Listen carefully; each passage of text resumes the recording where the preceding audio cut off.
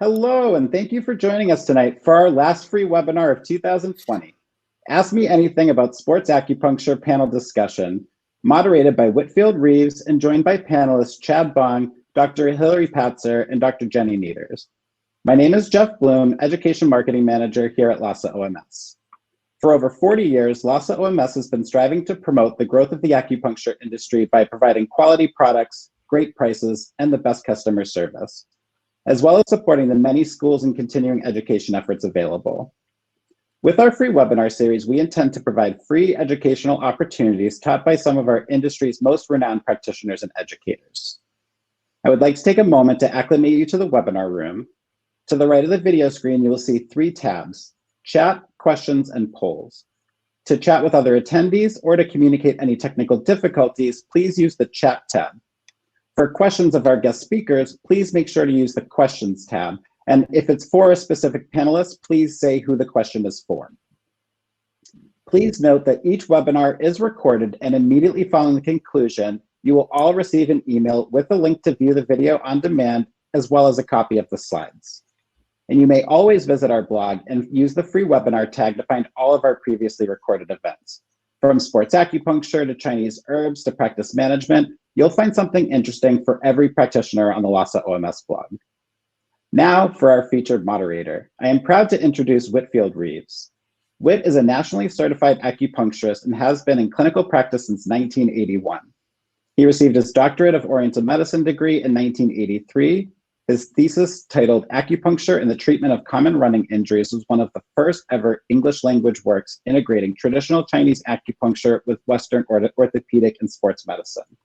Whit's clinical experience includes medical care for athletes at the 1984 Olympic Games in Los Angeles, as well as track and field, skiing, cycling, and triathlon events nationally over the last 40 years. In addition, he is the author of the Acupuncture Handbook of Sports Injuries and Pain, one of the first compilations on sports acupuncture available in the West.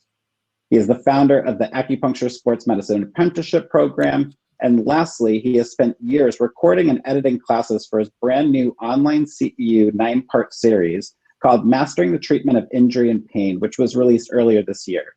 Don't forget to check your email after the webinar concludes for a promo code to save on these classes.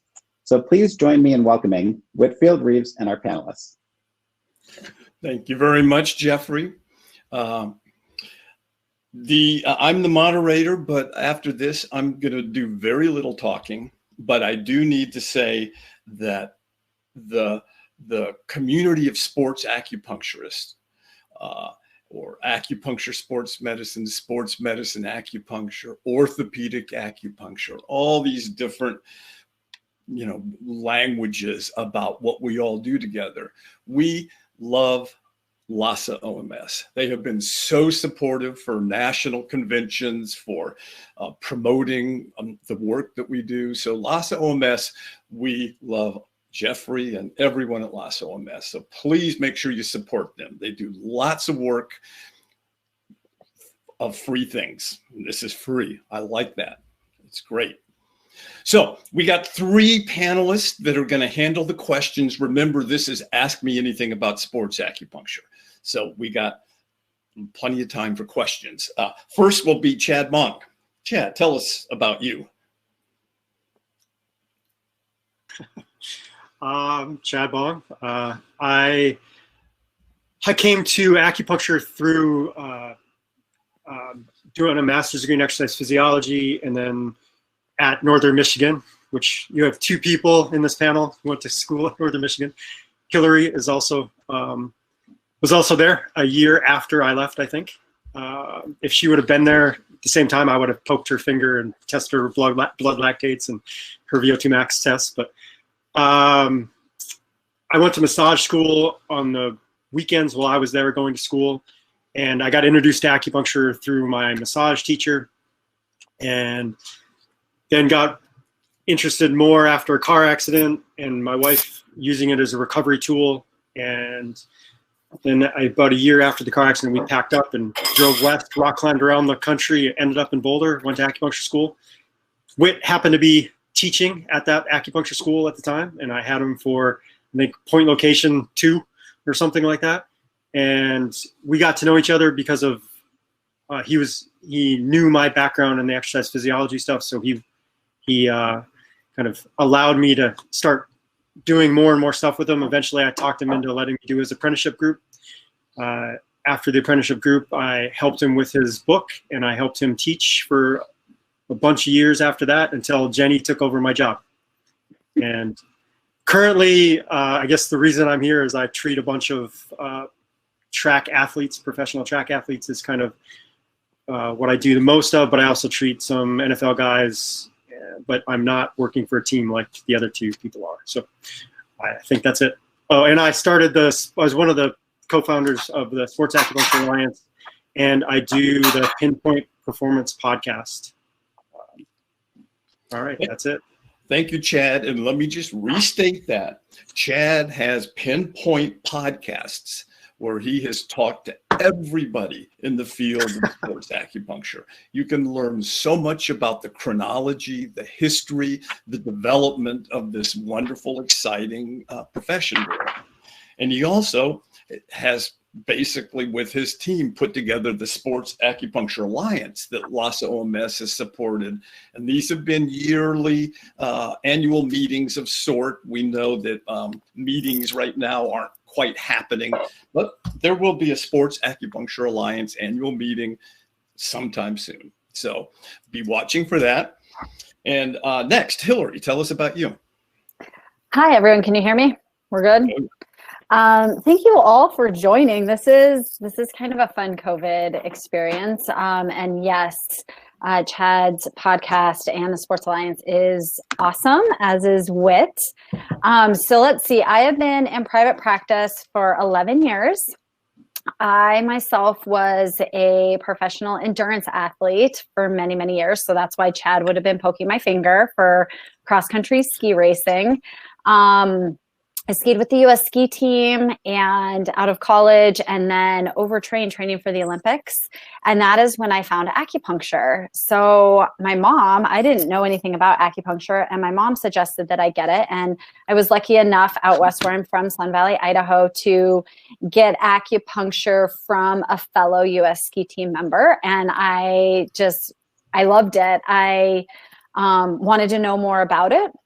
And so after I sort of hung up that part of my career, my ski career, I went to acupuncture school and then continued to do Ironman and marathon, and have gone to Kona, the Kona Ironman I qualified for, and also Boston a few times. Didn't want to treat athletes when I started my practice, but that's who I treat. That's where I'm drawn to. So I do have a sports medicine specific studio. I have been trained by both Matt Kelson and Whit. I think I even took a class from Chad when he came to Northwestern Health Sciences here in Minnesota. And just love learning and experiencing and doing more. As Chad mentioned, Jenny and I both work for teams. I am the sports acupuncturist for the Minnesota Vikings. So I saw a little skull somewhere in the chat. And I work on a ton of different sports, kind of the big four: the basketball, the baseball, the hockey, football, also a lot of endurance athletes, because that's my heart. So again, thank you all for coming, and I'm excited to see where this takes us. Thank you, Hilary. And last but certainly not least, Jenny Nieters. Tell us how you got here. Well, I am an acupuncturist specializing in orthopedics and sports medicine. And as everybody said, I work with the 49ers football team. I also work with some Major League Baseball.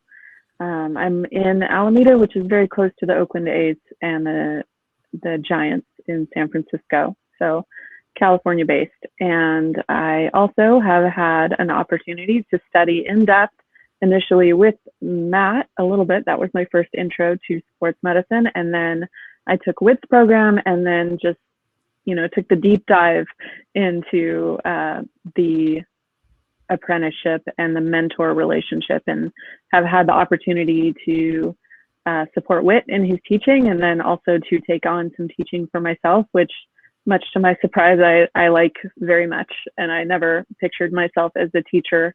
But I think of it as just sharing tips and things that I've learned that have kind of made things easy for me, and then I can just help make it easy for other people. So I definitely am called to that. I love working with athletes, and especially pro athletes, college athletes too, actually. Just the mentality of people who want to be extraordinary.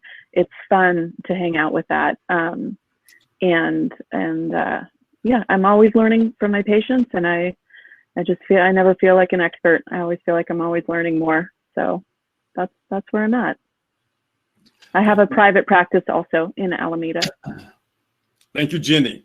Okay, I'm already going to change our process. We each had little presentations to do because we have had many Zoom meetings where nobody was asking questions. And so we thought, well, we don't want to just sit there without questions and answers. So I'm going to start with Chad. And Chad's going to just tell us a little story about sports acupuncture, and then I'm going to work on some of these questions. We'll get to you, Hilary, and we'll get to you, Jenny, for your little presentations. But we got a lot of questions. So, Chad, talk to us. All right, so I'm going to talk a little bit of a story. I have the whole case study of this patient that I'm going to talk about, but what I really want to talk about is not the treatment or the assessment of this person, but I want to talk about the management of his case during the time that this injury was happening, because he was training for a huge event. So he was training for a full-length Ironman, and he was trying to qualify for Kona, which is the World Championships for age group stuff. And he'd never qualified before. He'd tried a couple times, but he'd fallen a bit short.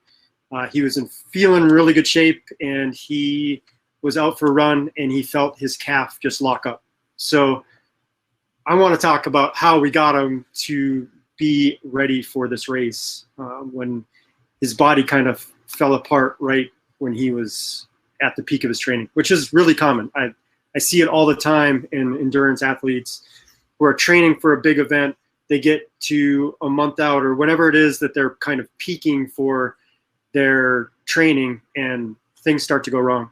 And then you have to really be able to talk to them and help them figure out how to manage not only the injury, but the stress of being injured that close to something they've put this much time into. So I'm not going to read through this whole presentation other than he's a 51-year-old male athlete, male triathlete. He is training for a triathlon, which is a full-length Ironman, which is a 2.4-mile swim, 112-mile bike ride, and a 26.2-mile run to top it off. So it's a huge event, takes a ton of training to get there. And he was out for a run, and his calf just locked up on him, and basically could not run on this calf. And he gave it a couple of days off. He tried to run again. He got 5 minutes into his run, locked up again. This happened 2 or 3 times. And then he came into me pretty quickly after that, complaining of this deep pain right at about bladder 57. He had no bruising or swelling. So I wrote down the whole assessment and the treatment and all that, and we can come back to it if we have time later on in this thing, but I don't want to spend the time on it right now. I want to just talk about how we kind of went through treating this guy, or talking this guy is our plan for him to get back out there. So it's basically just a really simple calf treatment, mostly focused on the soleus and posterior tib and flexor digitorum, because that's what I felt like his problem was, and some cupping. But I think the most important thing we did was really sat down and talked to him about what his, I knew his history of training, but what he could do leading up to this race in order to be at his best and not aggravate this injury on the way there. So I think we need to kind of understand where each one of our athletes are coming from. So got to understand their personal training history. So this guy had, he's run, I think he'd run the Philadelphia Marathon 20 years in a row. So he has a huge base of training, of specific running training. If you take the 3 events of the swim, the bike, and the run, he is definitely, his best event in that is the run. and his, he kind of is worse on the other two. He's still good at them, but they're not as strong for him. So we knew if we could take some of his training away from the running and add it to the other events, it might actually make his other events better, and he could probably get by on his base training that he's accumulated over the years and the base training he's accumulated leading up to this event. So he'd already done some nice long runs, some 20-mile runs at this point. So he didn't really need that much more running training to be able to do this race. So that's the kind of his current level of training was very high. He was in very good shape. His current goal was big. His current goal is to qualify for from Kona, and we can ask Hilary about how challenging qualifying for Kona really is. I mean, it's a feat, right, Hilary? Oh, you're muted. Never mind. I can talk. I just didn't want my dog's squeaky toy, but she seems to have calmed down.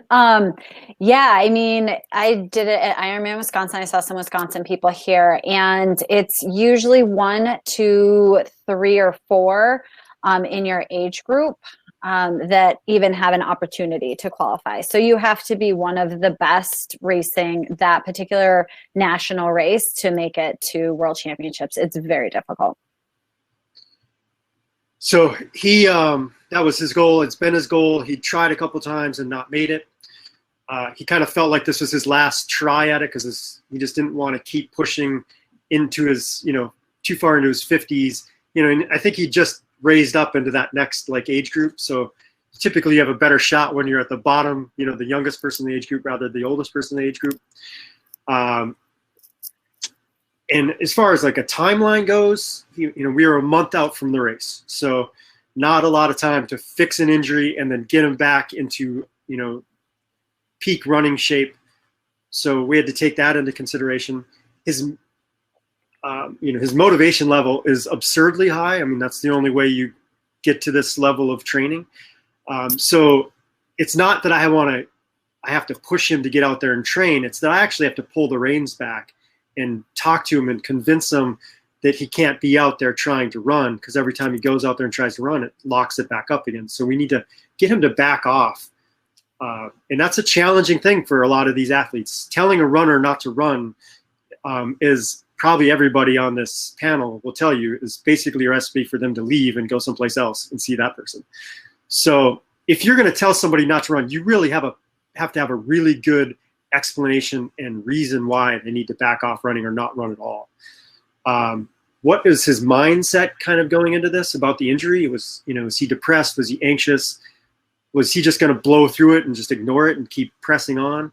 You kind of got to ask these questions to these patients and find out where they're sitting at. He wasn't depressed, but he was super anxious about this. He put in an enormous amount of time. He has a young kid, so he was, trading the time with the young kid for the training. He works a high stress job. And he's a very anxious person to begin with. Maybe one of my most needle sensitive patients I've ever treated. We negotiate needles every time he's in there. So we negotiate from I'm like, I need 8 needles. And he's like, how about 6, kind of thing. So it's really hard for him to get acupuncture, period. And he was super anxious about this injury, not being able to compete. So then we talked a lot about what are his options for cross training, get him to his running feet and get him doing something else.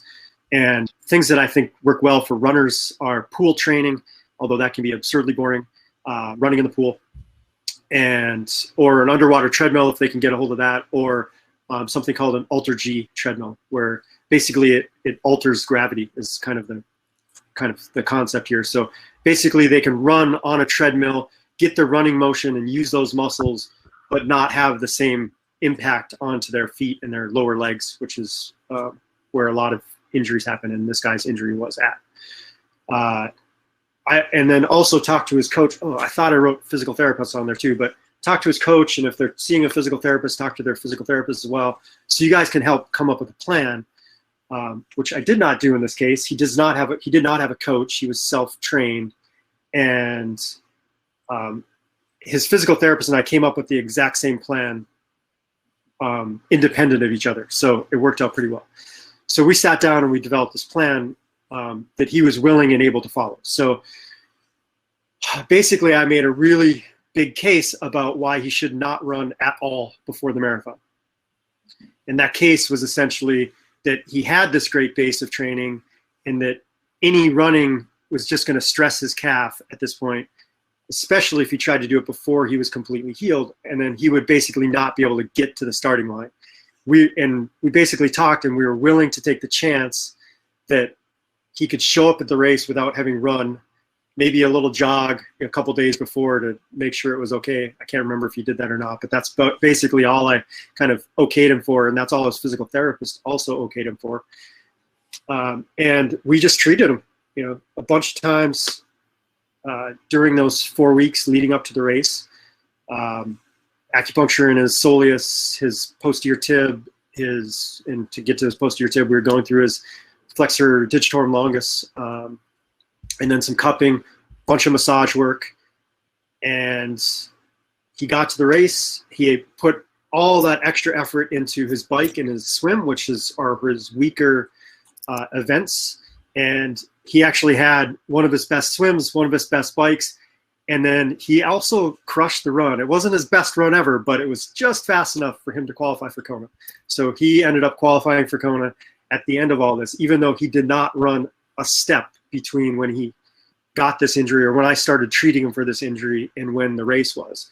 So my moral to this whole story that I'm trying to tell you is that you really have to, if you're going to work in the sports world, you kind of have to understand the athletes that you are trying to train, whether that be endurance athletes, weightlifters, football players, baseball players, whatever. You have to understand what their events take, what toll, what training they have to do, what their training looks like, how their training can be modified, what types of cross-training stuff can they do. You have to understand all of this stuff so you can kind of coach them through, because you're going to be one of their biggest advisors through an injury. So if you understand these things and you can have these conversations with them and sound intelligent about the conversations with them, you have to kind of understand the difference between a person who's running 20 or 30 miles a week training for a marathon and somebody who's running 110 miles a week for a marathon, and the different stresses and the different things that are going on there and the different speeds that they're running at. So basically, I just want you guys to understand that if you're going to work in the sports world, you have to not only understand how to fix the injuries, but how to understand what training entails and how you can keep people out there training or making good decisions about their training. All right, I think that's all I got to say. Thank you, Chad. And again, I'd like to summarize all that, saying that this is what makes sports acupuncture different than orthopedic acupuncture. It's understanding the training, of the athlete, and also understanding the psyche of the athlete. What is the mental, emotional composure of the athlete? That's how a sports acupuncturist is different from, say, just an orthopedic acupuncturist. We're going to stop this process. I'm going to get to some questions. Alan, Hilary, this is for you. Two questions I'm going to put together. Alan says, how did you get involved with professional football? And then there was also a question, what advice do you have for a new acupuncture school graduate? How do you get your foot in the door of sports medicine acupuncture? So Hilary, if that's fair, take it and see what you can do. All right. So how I did it is not necessarily what I would suggest for others, but it's also not what I wouldn't suggest.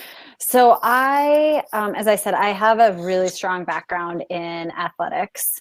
And when I graduated from my master's in 2009, I really didn't want much to do with athletes because I was sort of over my whole overtraining and everything. And so I thought, well, facial acupuncture, like that would be really nice, and it smells good and it feels good, and I get to sit on a stool, and that would be good for me. And then I couldn't do it. Like I was so drawn to athletes, and athletes are really drawn to me. It is who I am. It's the language I speak. It's just what I do to this day. So I started to dabble a little bit, with football and baseball players. And had the quarterback and a Hall of Fame running back that I was working on, and they were slowly, referring people to me. And then I was introduced to one of the top CEOs of the Vikings, and I sent him a letter and my resume, and he ignored me, completely blew me off. And so I had barked up a lot of trees at that point in time, sort of being like, hey, look at who I am. Like, I think I could really help you. And it's the trainers who are the gatekeepers if you want to get into one of the major sports. It's not the coaches. It's not even the players. It's really the trainers. And so it was suggested to me that I email him again. And so I did, pretty much the same letter. And it was right after like the SBs and stuff. And then he emailed me back within 30 seconds saying, oh my gosh, your resume is amazing. And he included the GM, one of the legal team, and the head athletic trainer. And I was getting this really beautiful, elaborate email together for the trainer. And he emailed me and said, can you meet me on Monday at like 10? Ooh. And so I rearranged my entire day. And then he sent me players as like my interview, so to speak. But the cool thing is he had been, one of his goals for that season was to add an acupuncturist because that's what the players had asked for.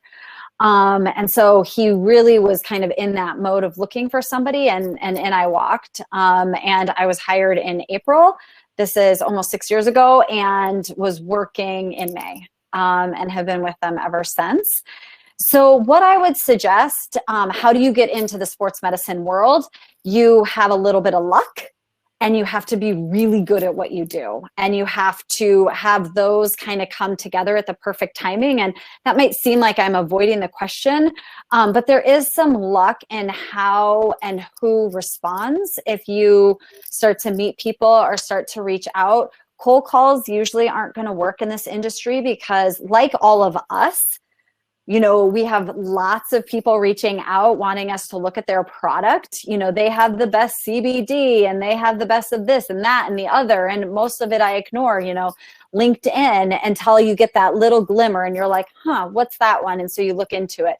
So cold calling is something you can do, a referral, like getting into, any of us that are on this, all 184 of us, is just having that referral and that connection. And then frankly, and I assume that Whit and Jenny and Chad would agree, you have to be really good at what you do and know how to treat like a lot of those injuries. So study up on kind of what profession you'd like to get into, what sports world.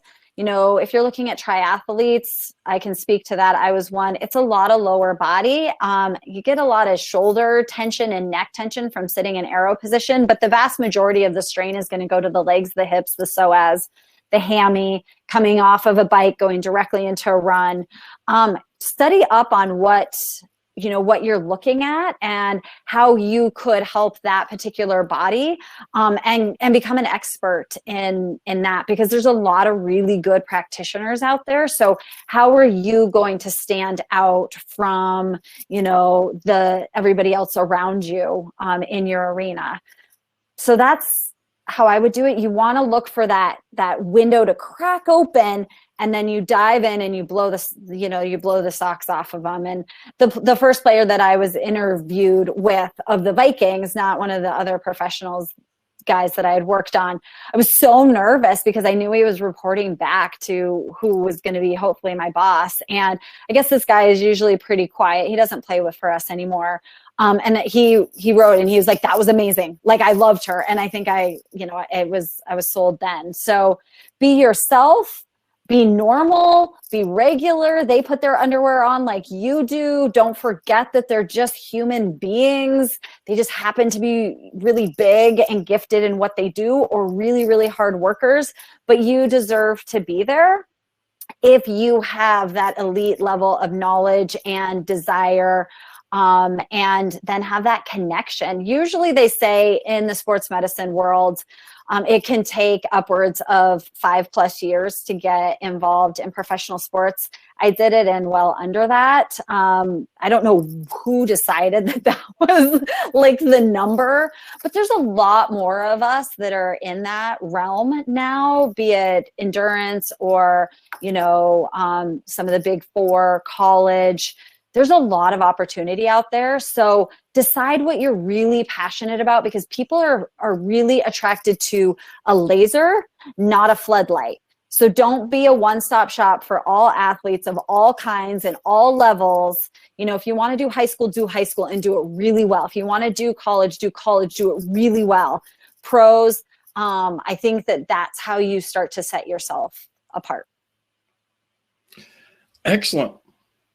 I like that response a lot. I hear be prepared and be patient, and still, I don't want to say pray, but I want to say you've got to be open for the grace of the universe to kind of open a door for you. And if you're prepared and patient, it happens. And so, Hilary, you've done a great job. Wonderful. I'm going to take us into something much more practical at this point. Jenny, you love e-stim. I know you use e-stim. Tona Monroe. When would you not use e-stim in treating joints and injuries, particularly the SI joint?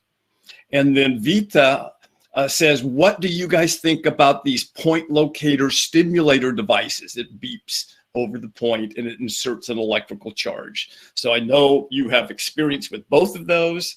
So what do you have to say, Jenny? I love e-stim on the SI joint. I like to slip a 75 millimeter needle into that space and put stim on it, whether it seems like it's a deficient or an excess or a combination of the both.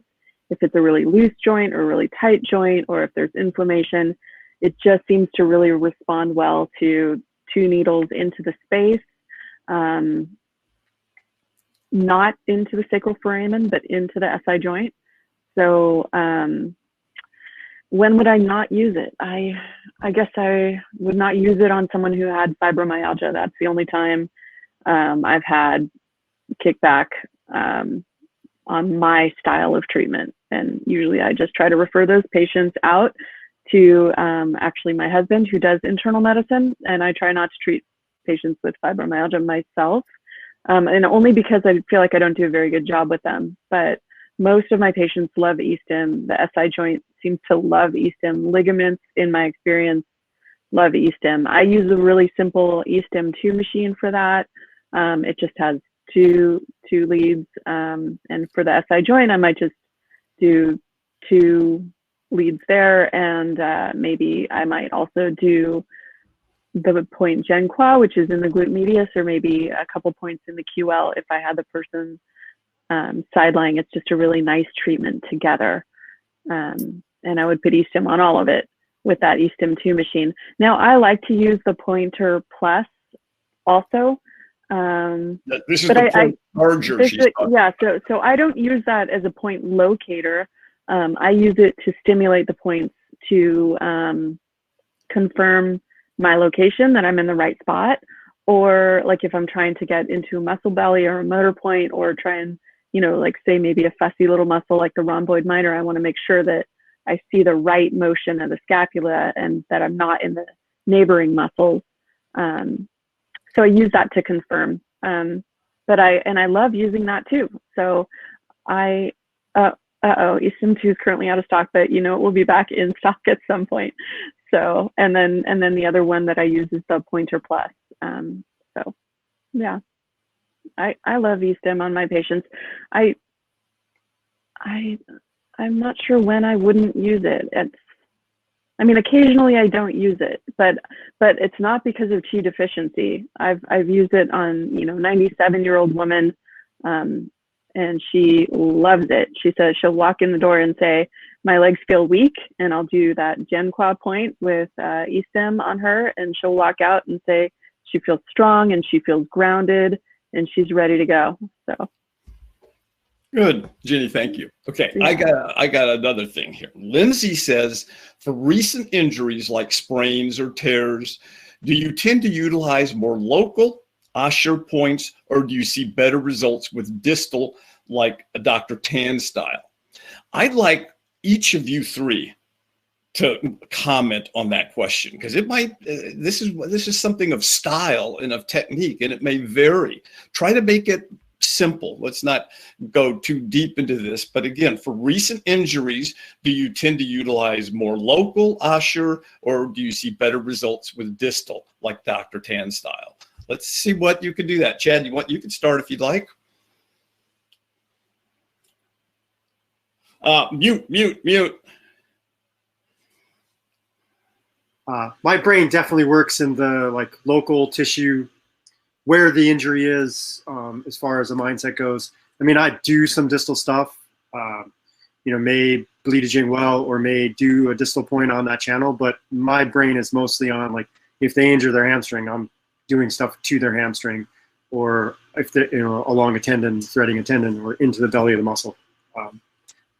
So I'm mostly a local thing, unless there's something that kind of tells me not to do that, like extreme inflammation or I don't know what that might be, but something that scares me away from putting a needle in that specific spot.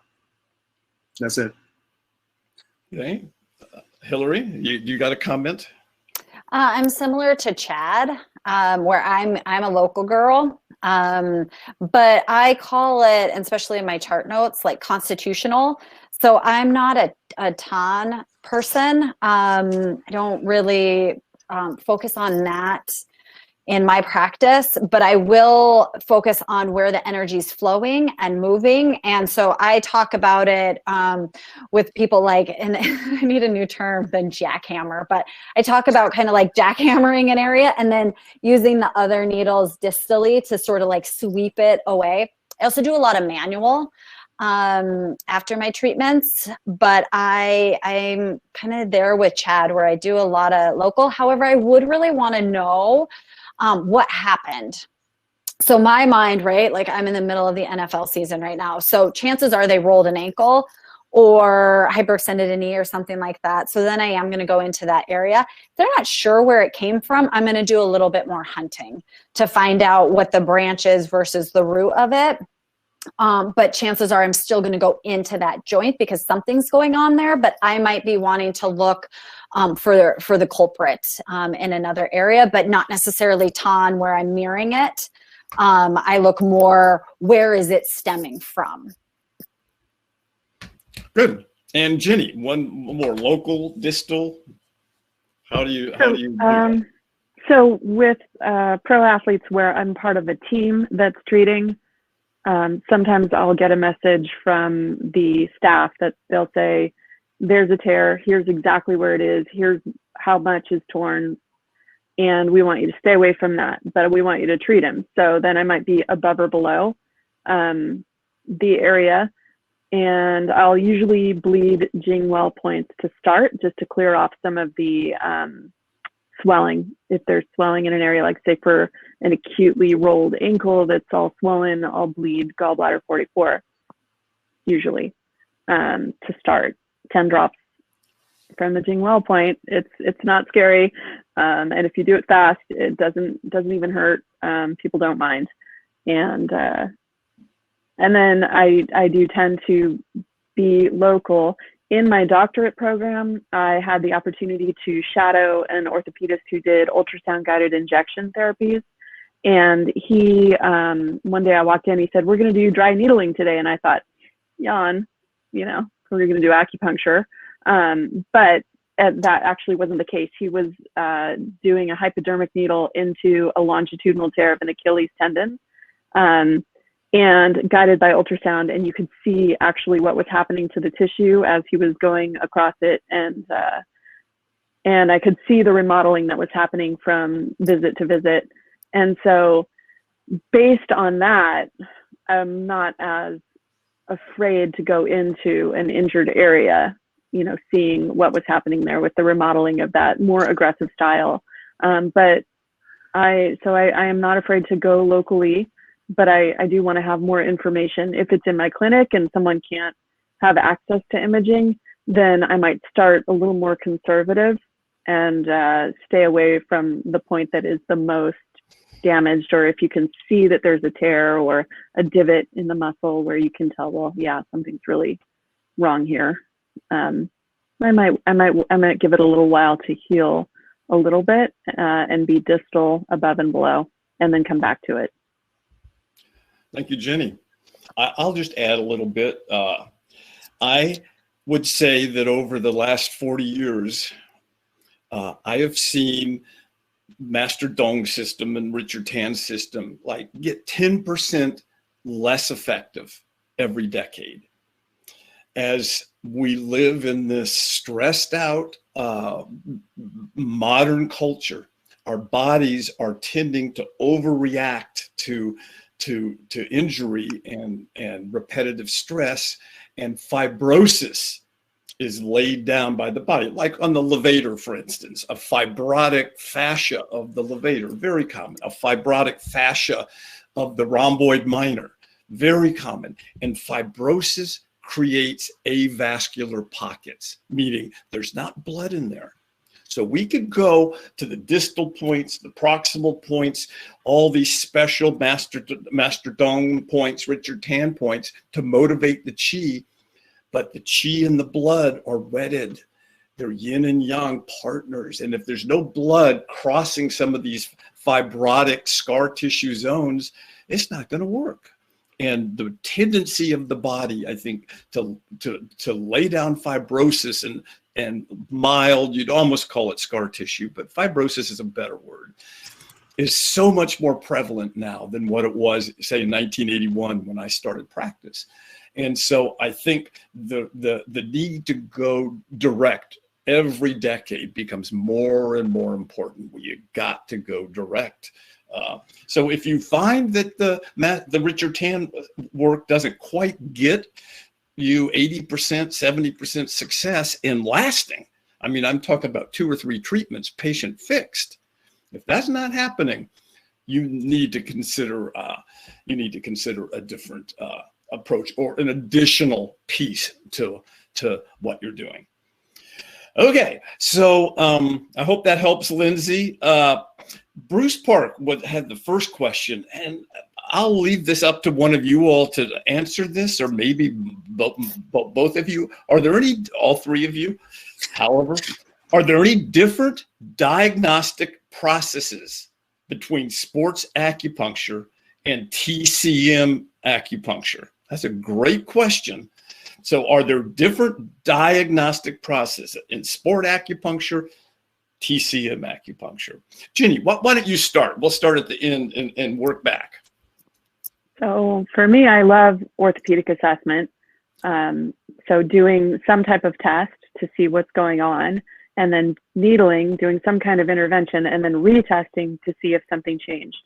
But I also love palpation, and I think that's inclusive in Chinese medicine's diagnosis of, like, especially channel palpation, just feeling all the tissues. I just love feeling the muscles, the bones, the tendons, everything, and seeing what I can learn from that. So I think that there are some different things, and I think it's really important if you're going to be working in professional sports. For me, I think it's helpful to speak the language that the people there are speaking. The athletes are speaking a language of muscles and anatomy.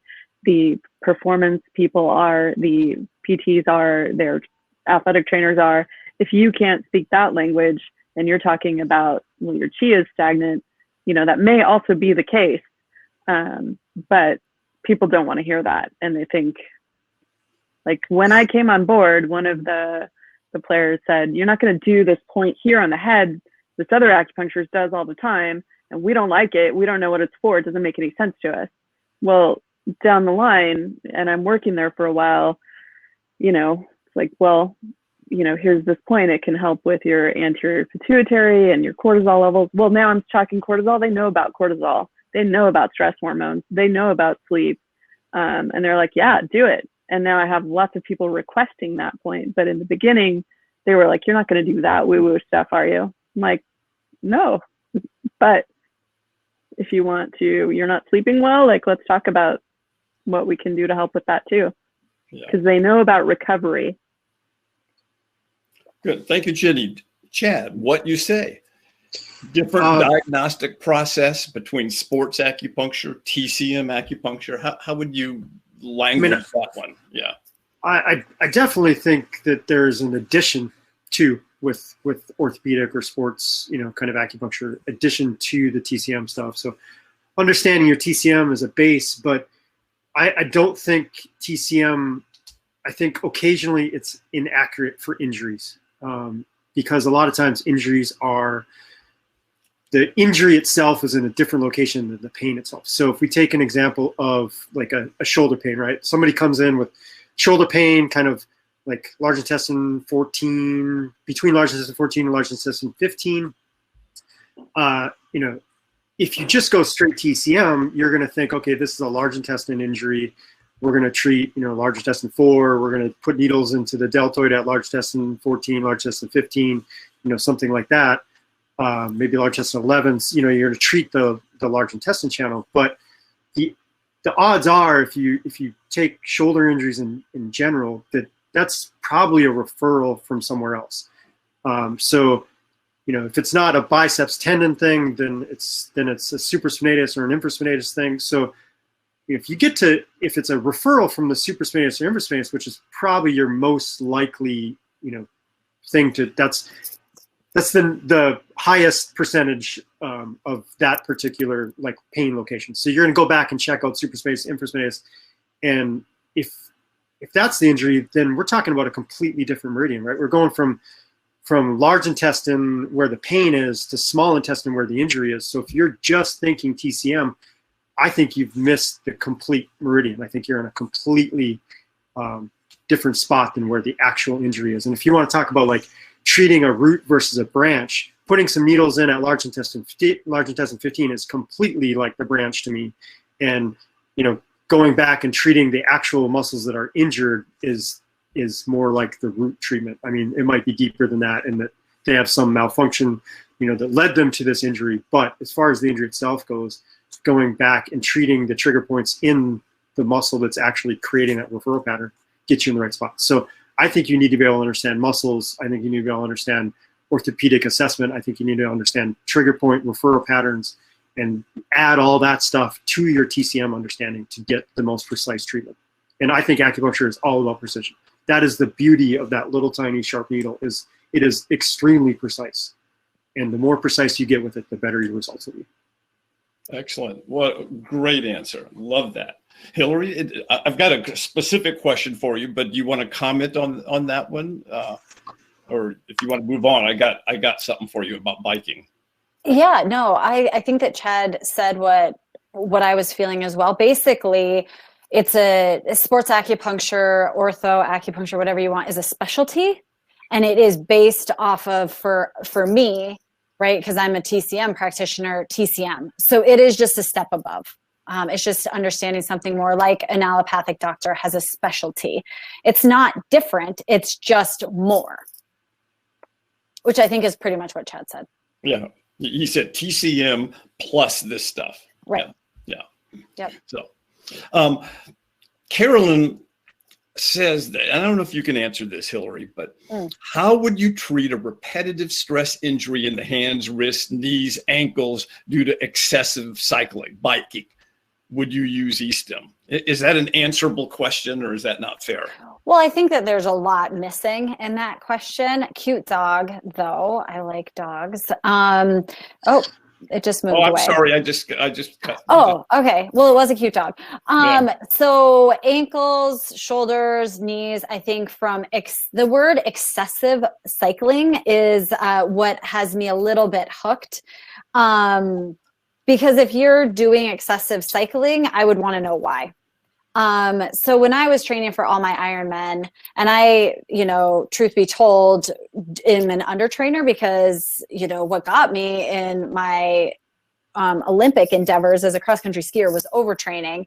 So what I've learned is I actually do a lot better when I'm undertrained, which is true for the vast majority of people. I just know that I need to be like pretty vastly undertrained to perform at the level that I want to, and rely a little bit more on talent. So I would want to know why they're so sore from biking and why they're doing it excessively, and if there's something else to be done. But let's, in no way is this actually going to make much sense in my head, because I would want them, as Chad had mentioned, to really discuss, like, why are you doing this? I have a strong psych background, and so I would look into that. If they're training for an Ironman and they're having so much joint problems, it's an uphill battle. And how did they get to that point? So I would just answer, I would go directly into the joint. This is just overlaying, not knowing anything about this case. So don't take my word for it. I would want to know underlying stuff. I would want to nourish them and figure out what's going on. What is their age? Where are they at in their menstrual cycle? Do they have a bunch of kids? Are they, the first thing I would think about too is, are they eating enough? Like, are they taking care of themselves? But I, like Jenny, use e-stim a lot. And if they are a deficient person, which I am guessing this person is deficient, even if their joint is hot, and that would look excessive, I would think that they're probably deficient because the pain's not going away. Again, I'm making large overarching statements, but I would just use lighter e-stim then. I just don't like hammer away at a joint if they're deficient, but I find e-stim to be incredibly effective, and my patients, like she said, 90-year-olds are liking it and stuff. So I would be careful of somebody like that, and really look psychologically to what they are trying to fill in their life. But I would treat local in the way that I'm thinking that this patient could be, along with doing a lot of background information and helping treat them for whatever else is going on and whatever is driving them to the excessive cycling, which I know sports, I know endurance, we're all kind of excessive, but there needs to be that line. I didn't train through pain because I kept my body in a really healthy level right below it. And I ran my first marathon having only run one 14-mile race ever. Granted, I had already done an Ironman, and have also recommended that people do not run before ultra marathons and they get their best time. If your body is trained, let it go, let it rest. You will be so much better in that avenue if you are not just hammering away, but that's really hard for athletes to understand. So, Chad kind of opened up with that. So I hope that kind of got to the question. There's just a lot more in that question than I have the information for. No, that's good, Hilary. And combining what you've said and Chad, I just want to point out that excessive cycling, it maybe isn't excessive if the biomechanics are correct, if the diet and rest and all the other things are correct. So if you correct all the other aspects, that might not be excessive cycling at all. It may appear excessive because the athlete has symptoms, and they're breaking down and everything's hurting. But sometimes it's bike fit. The seat's too high. You gotta do a bike fit. Biomechanics is everything. And so you have to know biomechanics. You have to know form and running form and all that. Way too much to even talk about right now. But that's a way to shift the word it could be excessive cycling. Maybe it's not excessive. Maybe it's just cycling with some problematic biomechanics. You might not need to know all of the mechanics. So that you might not need to know how to give them the bike fit, but you need to know how to. You need to know that to recommend it. Be like, hey, like you're having this knee problem when you're riding, or you're having a back problem when you're riding, or your neck is hurting when you're riding. Like that's very possibly a bike fit thing. I just shortened the stem on my bike, the thing that like makes your handlebars further or closer to you, and by shortening it just a little bit, neck pain gone because I fixed my bike fit. Yeah. So you just need to know where to send them. Like build a team, physical therapists, whatever, bike fit guys, running mechanic people, build a team so you can send these people to them. So you don't have to know everything, but you need to know where to send them. what Chad said is hugely important. You don't need to know everything. You need to know where to send them. I like that. Jenny, what type of training, books, or program do you recommend to get into treating sports injuries? You're the youngest of everyone, and you've done everything. So why don't you, this is Joel, and why don't you comment for everybody, on this question, So Whit has a book that is very nicely, it fits in your hand, super easy to use. It kind of breaks down different injuries by chapter. But I personally love the in-person teaching that we don't have available to us right now. Matt also has a book out there that just came out recently on sports acupuncture. That's Matt Callison. It does not fit your hand. So it's a gigantic book. It's very heavy. So sometimes I just have it around. But I also love Janet Travell's books, which are old, but I just feel like they're still so wonderful. And she shows like palpation and needle angle and she has so much wonderful information in those books. I feel like you could read a chapter a day, or a week, or just pick up and read 3 pages a day, and after a year or so you'd just be so much more enriched. But in terms of like a clinical handbook, probably Whit's book is the most accessible and easiest to deal with. And then Matt's book is more in depth. It has just so much more, and lots of pictures too, which is nice. But it's not as easy to just flip open to something, especially if you're a beginner. You might feel a little bit overwhelmed. I know that there is some online training. If you're on the East Coast, I know Dan Dominguez and Rich Hazel are doing some motor point acupuncture, and Chad's out there teaching. And if you can get into a class where you can have supervised needling and learn some orthopedic assessment, Whit teaches, I teach. I feel like that's just the way to go. And if you can review some of those classes, I see a lot of our past students here online, and some of our co-teachers here in the chat. And it's a really welcoming community. And if you can go to Chad's conference that he puts on, and then you can hear different teachers speak, and just, well, even right now there's online CEUs where you can hear people speak, but it's a lifetime. It's a lifetime of study. But if you're new to it, if you just start learning now, you're just going to be better next week, next year, 5 years in. You're just going to know a little bit more. And each patient that you treat, you're going to be like, oh, that shoulder that I didn't get any results with, now I know. Instead of looking at the anterior deltoid pain in the large intestine channel, I'm going to go to small intestine channel. And because I did my orthopedic testing and it was so clear to me, and now you know how to deal with these things, and it becomes very straightforward. So I don't know. Dive in and study. Find a teacher that you like. When I started practice in 1981, there was nothing. There was no specialty in this. So it's only been 30 years or so of developing a specialty of sports acupuncture. And so the answer to your question is, there isn't an answer of how to do it. Right now, you have to pick and choose between live courses, online courses, webinars, YouTube, all kinds of information. You're just going to have to piece it together. There isn't one place to go that'll give you everything. My teaching program doesn't give you everything. Matt Callison's teaching program doesn't give you everything. Anthony in Santa Cruz, his program doesn't give you everything.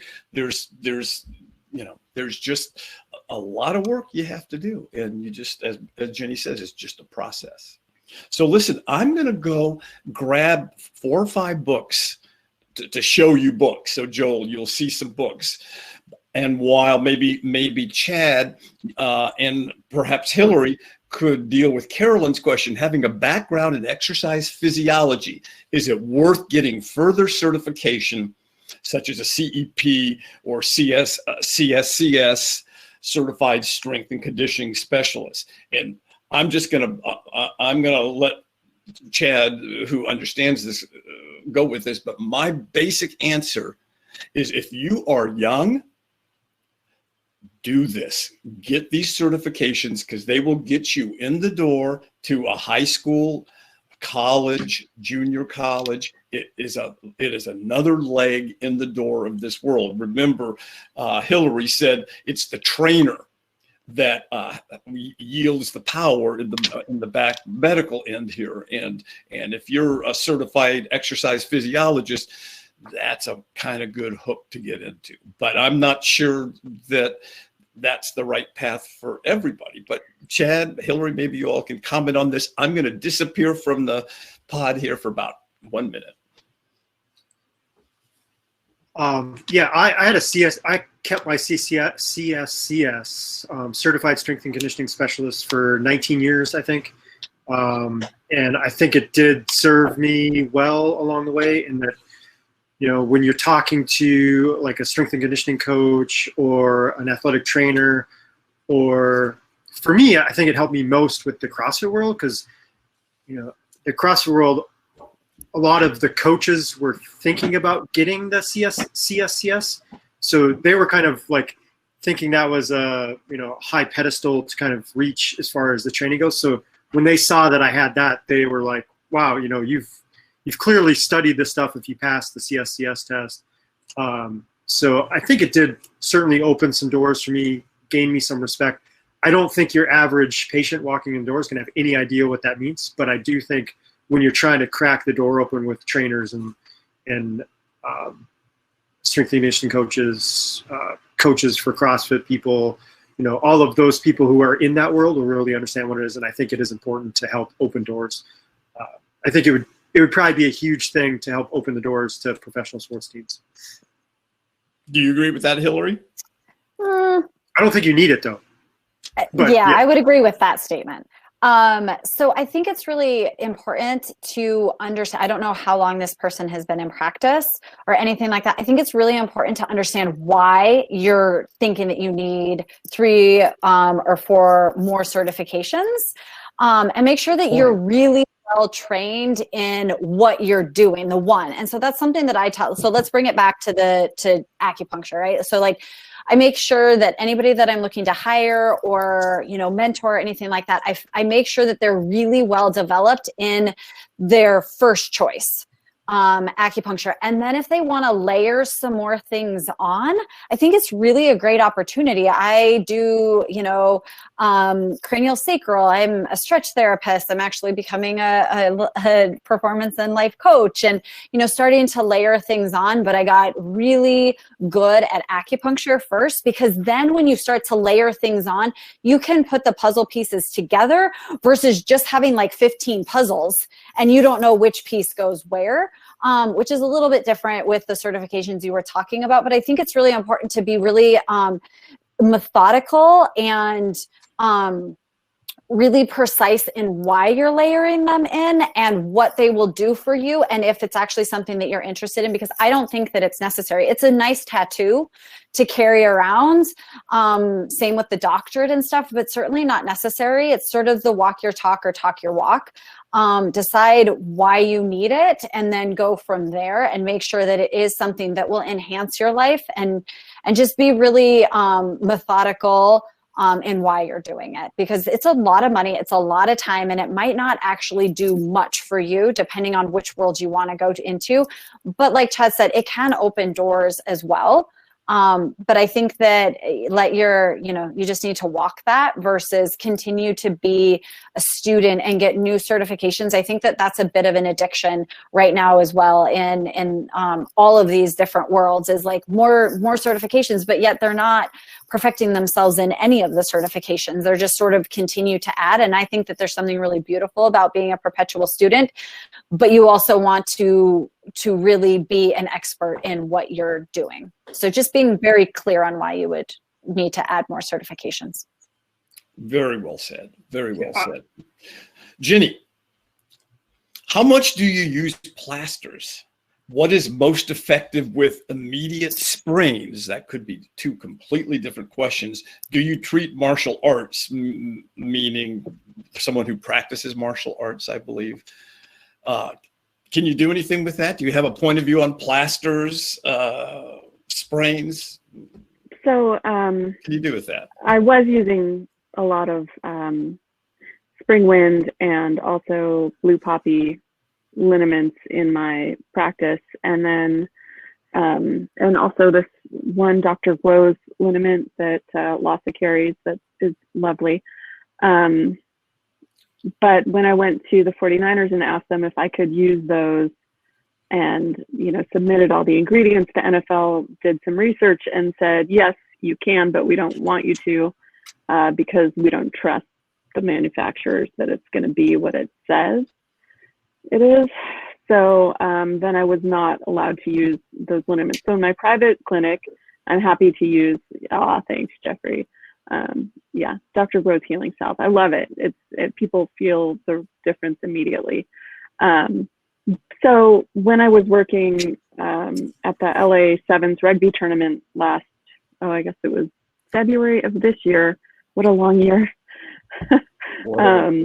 Yeah, so there was a company there called Wintergreen Sport that had some liniments, and USA Rugby, right, certified those liniments. And so then I asked the 49ers if I could use those, and they have an arnica product and a magnesium lotion, and so I've been using those with the team, and that's okay with the NFL. But I do love my Chinese herbal liniments and products. So yeah, I use them in my clinic, but not with pro athletes. So I want to second the pro athlete thing. If you're treating somebody who's being tested, you need to be absurdly careful. You could end somebody's career and ruin their reputation and have them never come back from it, unless you know exactly how that thing was produced. If these products are being produced in a factory in China, do you know that they were not produced by I don't know, what's the band, Ma Huang? Do you know there was no Ma Huang anywhere near that thing? Because that's a banned substance. If they test positive for Ma Huang, they're done. 4-year ban from Olympic sports. And then the reputation dropped by their sponsors. Like, you got to be uber careful with this, with professional athletes or anybody being tested, college athletes. And sometimes I've had the guys in my clinic, and they see my herb room, and they see that I can mix herbs, and they say, oh, please make me a formula. I'd say, no, I won't, just in case. And I think that I got an email from Jenny a while back with PCOM, potentially. This is sounding, maybe not, maybe somebody else, but I think that's your way. Yeah, asking this kind of question, like, what do you do with herbs? And to play Chad's devil's advocate, he, awesomely enough, in this world, we don't have enough people watching out for other people's well-being, but turn it around and watch out for your own well-being, because the second they test positive on something, you're done. So I don't care what you gave them, but you just lost your job. So, so in the professional world at that level, and I got a lot of drug testing as well when I was training for the Olympics. And if you test positive for anything, you're looking for any reason why you would have. And because we gave them something, this like woo-woo, we're going to get blamed for that. So just be really careful and thoughtful in something like that. If you're treating the general population, great. But as both of my colleagues said here, if you're treating the upper echelon, watch your butt and watch theirs. Yeah, on the podcast, I've interviewed some spectacular herbalists, and nobody has been able to answer the question, is there something in these herbs that could get somebody banned? Nobody knows that answer. So one of the podcasts is going to come out. I interviewed a guy from Canada who treats a bunch of like professional downhill skiers, and he basically contacted me. He's like, Chad, to answer your question, you keep asking people is don't give it to them because we just don't know what's, we don't know that that wasn't produced next to something else. That, you know, it's like, that's why they have to put, you know, this was made in a peanut factory on food, because if somebody who's allergic to peanuts gets a little bit of peanuts in their system, they're in trouble, you know? So you got to think about it that way. I just think this is the time to be super careful. I mean, heck, coffee is a banned substance if you have too much. You have to drink a lot of it, but yeah.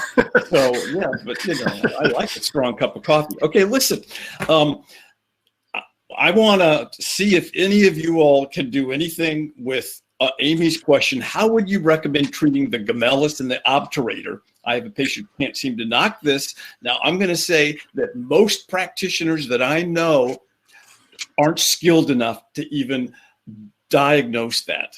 So I would question whether the diagnosis is accurate. And my first place to go would be, is it the sacral tuberous ligament? But you guys think about this, and I got to just show you some books. Okay, so here is Matt Callison's Motor Point Index. You can't get that like that anymore. You can only it's get only it online. only online, or I have one of those though. Or he put a new one out. Yeah, so do I. Yeah, the Motor Point Index version. We're going to awesome. be rich, Chad, because we own one. That was on sale for $500 on eBay one time. Wow. This is yours truly. This is my book, The Acupuncture Handbook of Sports Injuries and Pain, and yours truly, number 2, with Chad Bong. You notice how you can't, like, it's so small you can't read that. Oh, come on. It's there. It's there. You know? I have that book as well. Yeah. Love it.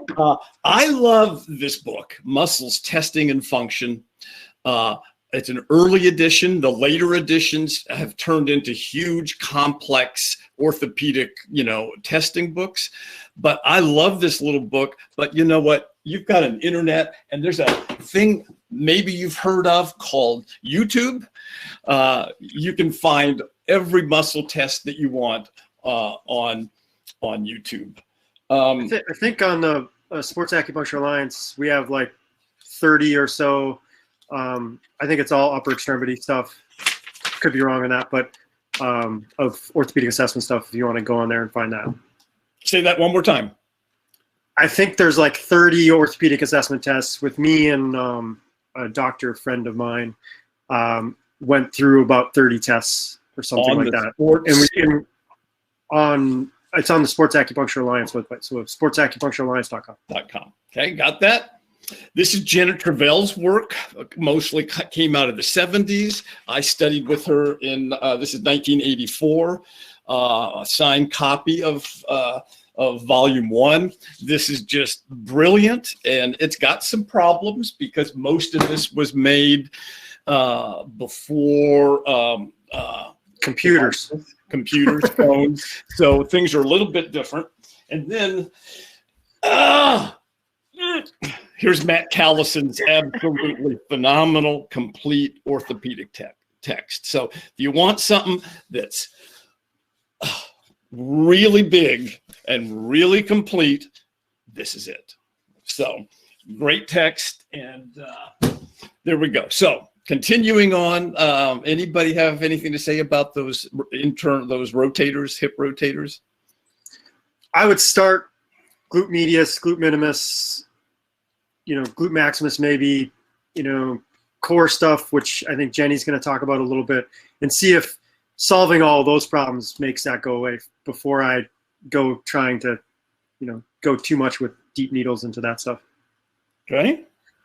Hilary, you're shaking your head, yeah? Yeah, I would agree with him on that. Just start big and start to go. I mean, as Whit said, how do we know what's going on? And is that specific? And as Chad said, the beauty of the needles is they're so specific.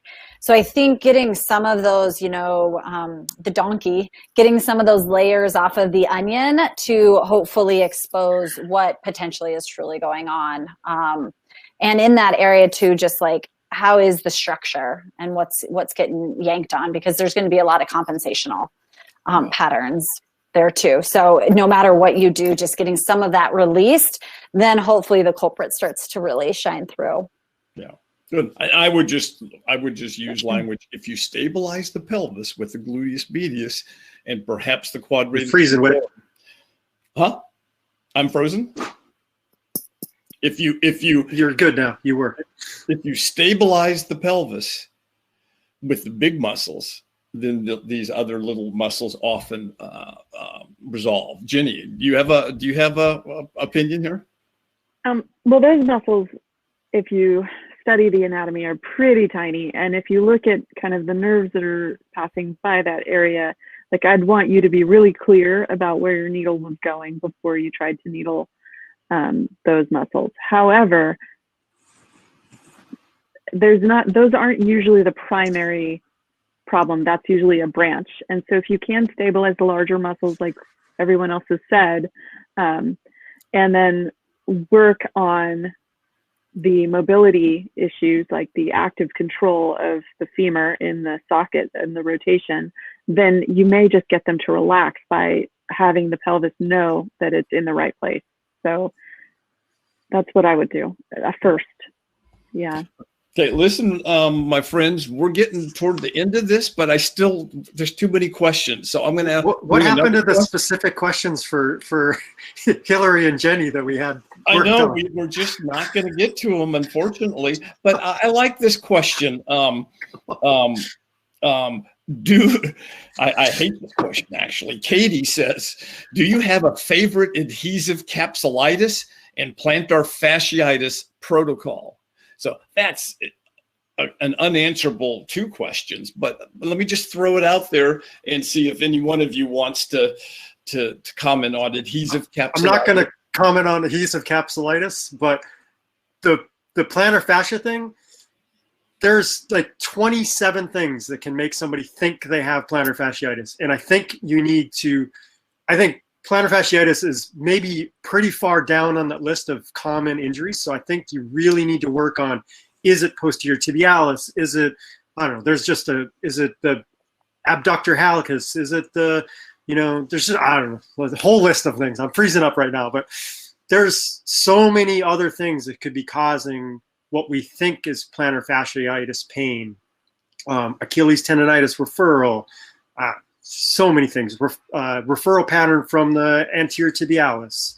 I don't know. I could go on forever if I pulled up a list, but I think you really need to look into what is the cause of that pain. Is it truly plantar fasciitis or not? That's my advice. Okay. Yeah, I would say just do the classes that we were talking about and read up on the literature, because as Chad said, there's a lot that could be going on there. But I wouldn't focus on the plantar fascia. Would or would not? Would not. I would start looking further up the chain and looking at the muscle that's actually the muscles and different things that are pulling on that. Itises are tricky because they sound so slam dunk, and they're not so slam dunk all the time. So I'll say, oh, this looks plantar fasciitis-y. Let's see what's going on, because people come in and it's a really big word. And it's a big word right now, as compartmental syndrome was anterior tib a few years ago, and like everybody got it. It's funny. I literally see syndromes and injuries and pain go in like these like groups, these like, definitely. It's funny. And there's reasons for it in cross country skiing and roller skiing. We use a lot of, we hold so that we don't hit our head on the cement. We hold our toes up, but it was going really widespread with other sports too. So it's very interesting. I think it's as the shoes change and orthotics became big, orthotics aren't big. There's a lot more going on than just a plantar fascia. That would be great if it was just plantar fascia. It'd be easier to understand. Yeah. Jenny. So I do look up the chain for plantar fasciitis. And I also, if I palpate and it really is pinpoint palpation, tenderness on the plantar fascia, I do thread needles along the area and put e-stim on it. 2 needles with e-stim often. I'll usually also treat, often with plantar fasciitis, something up the chain is not working well either. Either it's tight or it's inhibited somewhere further up, like the glute max. So I do some orthopedic testing and see what's going on. And I do a lot of palpation. So that's kind of where I go with that. Adhesive capsulitis, if it's a true adhesive capsulitis, I hate treating it because I used to think I was really good at it because I had treated a few people and they were like, everyone I treated was better. And then I got a string of people that did not get better easily. And then, so now I just don't really know what to say about it in terms of, I think if it's a true adhesive capsulitis, it's tricky, and I'm going at the joint capsule and trying to impact the nerve that's going towards the joint capsule to innervate it. So, along with all the muscle compensations that are just stiff in the area too. So, it's not fun for me. I don't like those cases. Yeah. Early in the lockdown, when we shifted to some of these online classes, I can't usually follow the chat because I'm teaching, and if I'm alone, I'm really teaching. But I remember seeing somebody say, "Oh, we use this and this for adhesive capsulitis, and it seems to work really well all the time." And I just kind of went, "Oh boy, I'm not going to get along with this practitioner because I don't know anything that works really well all the time for adhesive capsulitis. I've got miracle stories of treatment, but I don't know anything that works well all the time. It's a difficult condition." As for plantar fasciitis, just a comment for you to keep you thinking about stuff.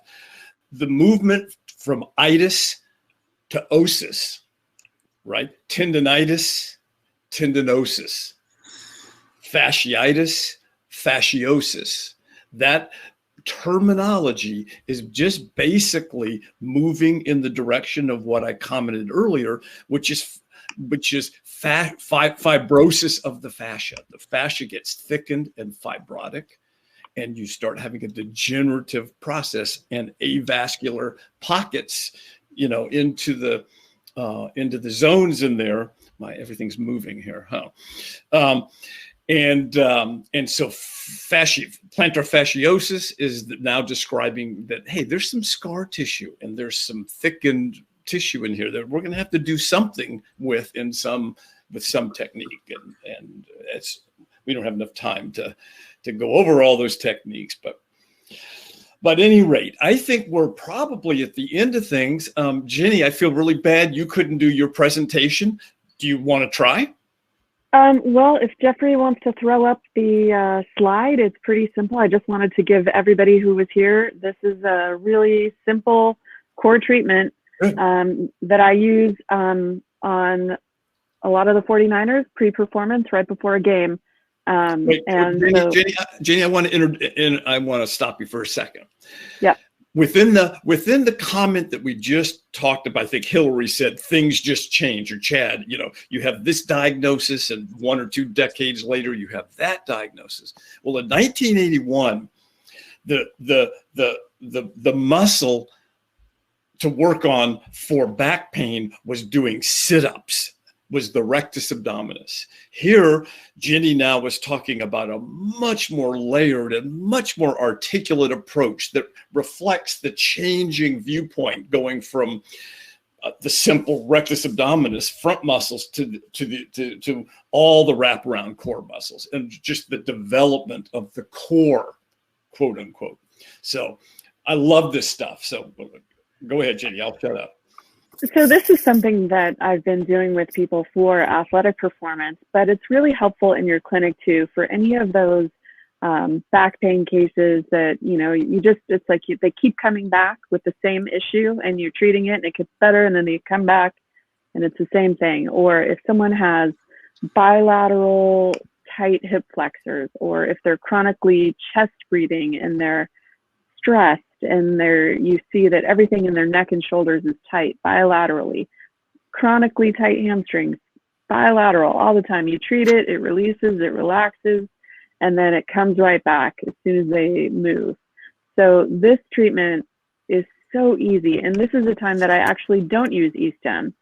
So it's just 1 pack of DBC needles, and so it's just in and out, and I do the bilateral supine stomach 21, 23, and 27. So that's 4 chun above the umbilicus, 2 chun lateral, then 2 chun above and 2 chun lateral, and then 2 chun below and 2 chun lateral. So it's pretty even. And I like to go, in Deadman it says to needle these perpendicularly, but I do oblique inferior towards the ren. Now these are around the areas where the motor neurons are entering the muscles. And so this is like an activation turning on treatment. And so I'm just trying to cover as much tissue as I can.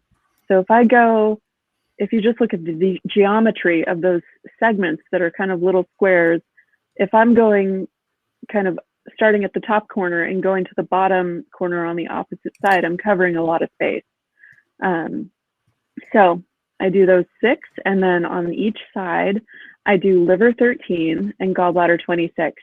Now, liver 13 is for the external abdominal oblique and also for transversus abdominis. And gallbladder 26 is for the internal abdominal oblique and also for transversus abdominis at the right depth. And if you guys start looking at what these points do and, and what the anatomy is and all the fascial connections, I think you'll find it really exciting. But you don't even have to know any of that. You could just do these points that you already know and you're familiar with, and probably see, looser hamstrings, looser hip flexors, more mobility in the spine, in the hip, less back pain. Sometimes SI joint pain clears up with this. It's really a beautiful, simple thing that you could just start using tomorrow morning. So.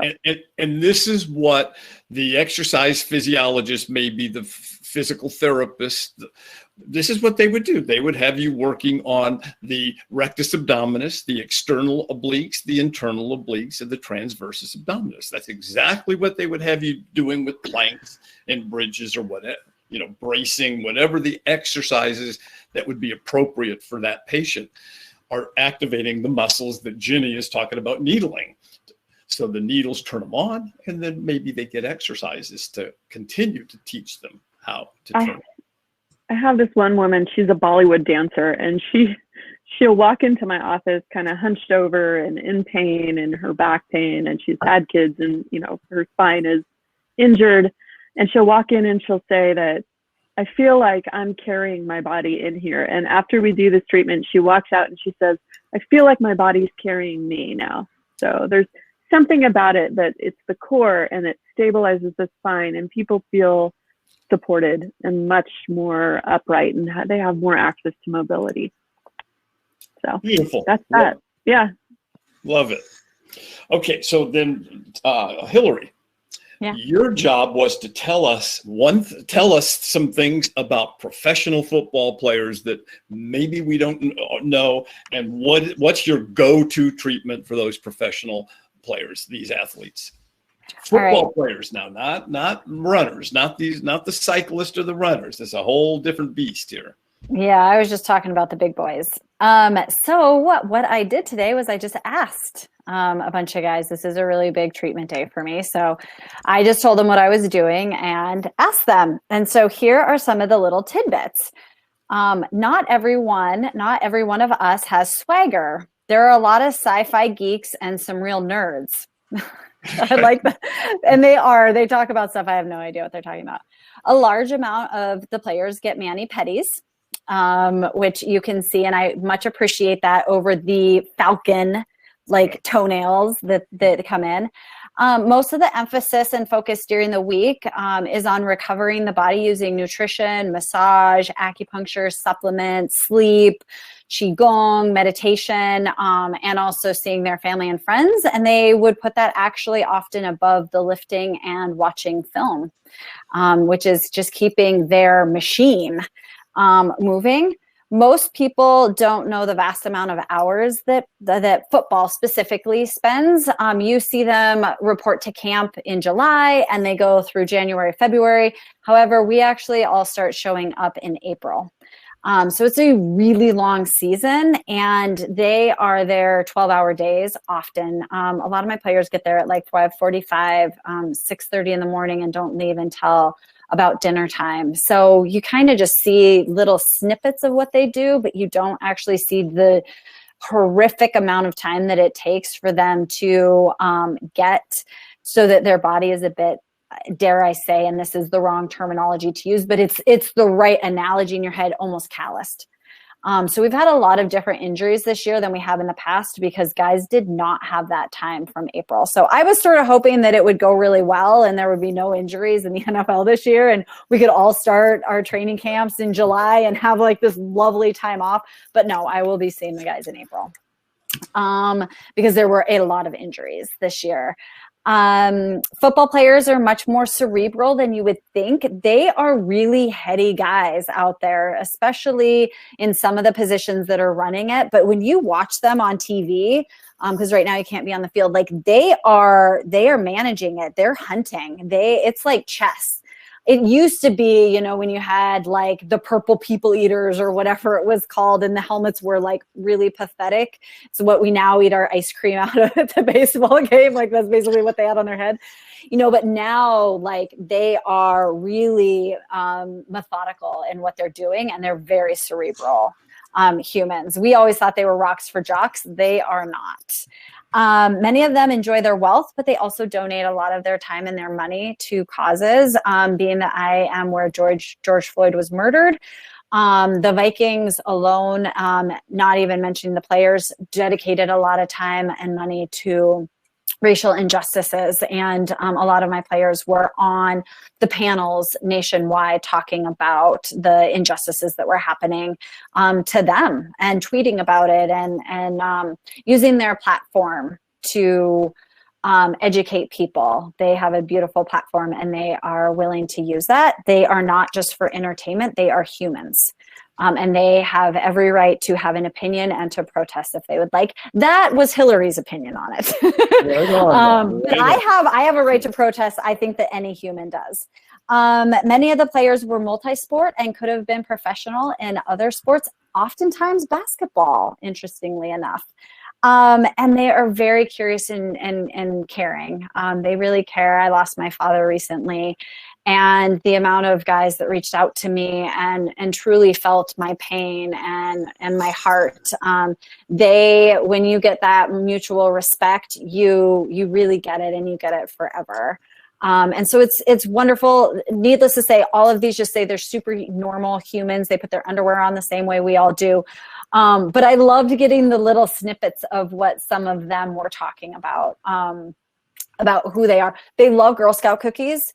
I donate every month. I have the Jada, that's my practice, Heartwarmer. And this month, my niece, who's 10 and lives back east, her best girlfriend is a Girl Scout and they can't sell their cookies the same way. So I bought a bunch of cookies for my Jada Heartwarmer and I donated money and I'm giving out the cookies.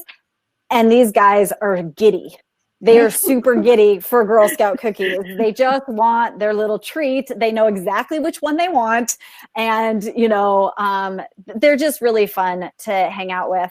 And then so I just sort of ran through those because I know we've gone a long time. So I want everybody to be able to get out of here. What I do for almost all treatments, depending on if it's face up or down, I often will get into those, you know, and it depends on if it's right before a game or if it's a recovery day, but get into those big muscle bellies. So like Jenny mentioned, and Chad does too, like palpation. I just love to feel that tissue and start to get to know what's going on. So almost always, actually, Jenny, my guys love yin tong or do 20. And if they're a little like, why are you doing that one? I'm like, do you have a dog? Because NFL guys love their dogs too. So that works well with me. And I'm like, have you ever itched them right above their tail and they like wiggle around? I'm like, that's the same point. And they're like, oh yeah, no, I want that one. So to Jenny's point, it's how you present the information. So I will just do a lot of the bigger muscle. I love Ren 17. And then I like gallbladder. I like to move the energy, but also nourish them. Is big and bulky and huge and all of that. A lot of them are deficient because they are gladiators. I learned this interesting fact on the Poke podcast that a linebacker in a game, it's like hitting a wall at 60 miles an hour over and over and over again.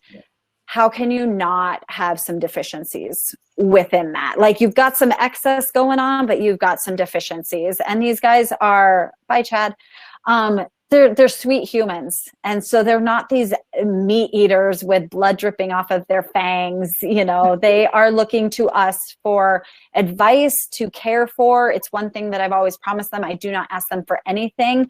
I am one of those people that they can just count on to give to them. And that is how you can get their respect and keep it. So those are just a little bit of the tidbits on the side, on the personality side of things. But a lot of these guys would go to bat for me. Like, if I ever got myself in trouble, they would go to bat for me. I saw a note in here about inappropriate action. That has not happened since I have worked for a team, because I'm well protected now. They can't do that. I have definitely had some flirty guys, but I hold my own, and they know that it is not welcome. I always kind of laughed about Favre. You know, I was a Green Bay fan until now I bleed purple. You know, when he had his penis sent around, you know, that was fun time. I think that was right before he came to Minnesota even. And so for me, it's why would anybody feel like they have that right to send you a picture of their penis? Like, Chad doesn't think that he should send me his penis, because I didn't give him that opportunity to think that would be correct, right? So like, I'm being very open and honest right now. Like, don't give them a reason to believe that inappropriate behavior is appropriate. It is not. It is not. This is a work relationship. And then we can be friends. I go to their fundraisers, you know, as I said, they care about my heart and my losses, but they never felt that they should send me their penis, because I never made them think that they should. So that kind of would answer some of those questions in there about the inappropriateness. They're not out there just thinking about women all the time. Like, they're really doing a lot. A lot of them are homebodies. They're just really sweet humans that happen to be really good at what they do. You know, just let them know that you're also a really good human who's really good at what you do, and you deserve that respect as well. So I just answered like 8 different things. Great. Thank you, Hilary. So listen, Jeffrey, you should come back on here. We need to close, and Jeffrey has some closing words, but I want us to have one more time through here to see if we can't succinctly close our train of thought. And what I would like to I'll start, is to say that we've given a little glimpse of the evolving nature of sports acupuncture and how it didn't exist in 1981. And through the work of, my next birthday, I'm 70, you know, so all these folks here are much younger than me. You know, Matt Callison's somewhere in the middle of there. And then there's people that are in their 20s and their 30s that are doing this. It's an evolving, sports acupuncture is evolving. There's no hierarchy. There's nobody that belongs more than you belong. So if you want to do this, you have a chance to contribute and be part of this. And you don't come into this thinking, well, I don't belong, or I'm not good enough, or, you know, these guys are so far ahead of me. We're all in this together, and we have to work together to share these things, because every treatment that I wrote about in my book, I had to figure out, or I had to have a colleague figure out and teach me. Everything is evolving. The core treatment that Jenny was talking about, that was figured out. We figured that out based upon exercise physiology and what have you. So you're welcome. And you should follow all of your heart if this is what you want to do. So thank you. And also, you'll have my email. Any of these questions, please email me or any of the other panelists if you want questions. I'm sorry we couldn't get to all of them. So that's that. And well, I am going to put you guys all on the spot and say we should do a part 2 at some point in 2021, because we still have a lot of questions we didn't get to, which means that there's a lot more questions to be asked. So I hope the answer is yes. We'll take that conversation offline. But I do thank all of you for your amazing time, your amazing insight. This was just such an incredible webinar, such a great way to end 2020 for us. So really, thank you to Whit for really just reaching out with this idea. We came up with this together, but, Whit came up and said, let's do this webinar and let's bring some other folks in. And it was really some, magical content. So I'm very excited. Our next webinar is going to be in January. It'll be January the 14th. It'll be Wei Qi and Immune Support featuring John Scott from Golden Flower Chinese Herbs. So stay tuned for that. Please check your email in about 5 minutes. There'll be promo codes to top sports therapy products, including a special promo code for Whit's 2 online CEU webinar series. And I think that's about it. So I just want to thank everyone again.